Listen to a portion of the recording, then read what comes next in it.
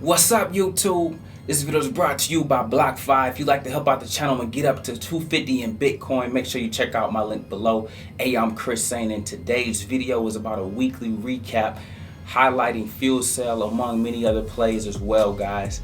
Listen, if I helped you out in any way, but I was help you make some money or give you a new perspective on the stock market, please make sure you like and subscribe and join us on the journey. Without further ado, let's take a look at my portfolio.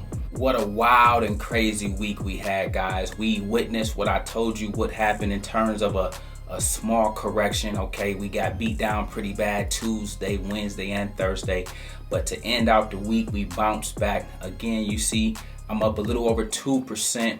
That's around $3,500 we made on the day.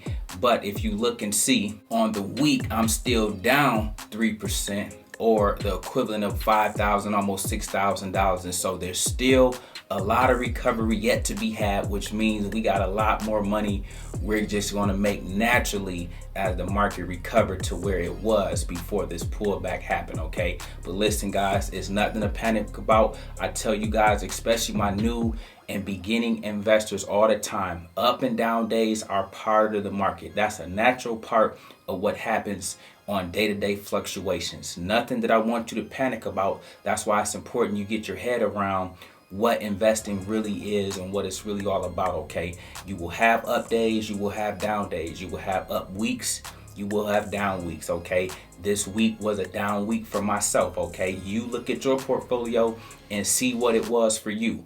If you're in some of my plays that we're in together, then you will have some down. But those of you that have some plays separate from the plays we're in together, you might have been up this week. And so it all just depends. Okay, but the journey is what it's all about. Listen, guys, we got another week in the books, another week to do our thing, but already I can't wait to get back to it on Monday. Speaking of that, guys, I want to talk to you about my biggest loser this week. Ticker symbol FCEL. You guys know this is fuel cell. We got this back at 776 and had massive success in this play, but this particular week it was my biggest loser. Now they finished the day out pretty strong. Okay, that shows you the resilience this company has. Okay, and part of the homework today is for you guys to go through your portfolio and look at what got beat down this week, but look what stood 10 toes down and kind of took the blows but kept ticking. That's very important for you to recognize so that you know what your strong stocks are and the stocks that'll fall at the hint of some volatility. Just go do that homework assignment for the course of this weekend. I'll circle back to it with all the videos I do over the course of Saturday and Sunday. On the week, guys, we are down 23%. Okay, that is $6 we was down in fuel cell. Okay, that's a pretty significant beat down it took, but still, with all that being said and considered, we're sitting here at $20. Okay, for those that don't have fuel cell, you have to know, trust, and believe that this play will return back to $30. Okay, so if you want to get in at 20 to start your position, this is a great place. It has suffered the pullback. Now it's going to be preparing to take back off. Okay, en route to $30, so you can get a nice little gain getting it here. Those of you that have it at 15, you should be happy because you already recovered some of that en route to 30 on your way to another home run for those of us that have had this play for quite some time already, way back at 776. Okay, so listen, guys, I'm going to always put you guys in the best plays. However, you have to be willing to ride it out with them. You got to know whether or not you like these plays, you have an affinity for these plays, is they're short term and they're long term for you, and then be willing to again go through the storms together. You guys went through the fuel cell storm. Some of you may be looking to get into this play, and I would strongly consider it right here at 20 en route to it going back to 30. Up next, we have our word of the day, and our word of the day is paper loss. Listen, guys, I wanted to circle back and touch on this for those that may be new to the game, new to investing, and don't understand how I can come on here so joyful and talk about a down week we had. Okay, and I got beat down probably worse than anybody because I go really heavy in my plays. Okay, so when I'm up, I'm up, but when I'm down, I will suffer. Okay, however, I wanted to point out to you guys that unless you sell, then it's not a realized loss. Okay, so If you don't sell, then you're not really losing. It's just a paper loss. It's just you're down on paper.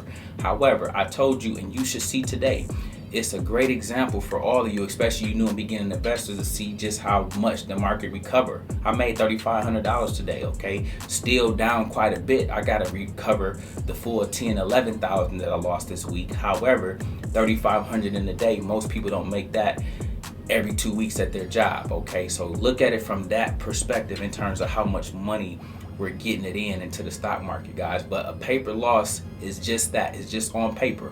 Don't sell and you won't lock it in. If you sell, that's how you magnify weeks like we had right here. Then you start saying stuff like, man, I lost a lot of money in the stock market. Around here, we don't lose. We might lose on paper, but we're not losing for real, okay? I'm still up 100% in fuel cell, and there's reasons for that, okay? And one reason is buying low.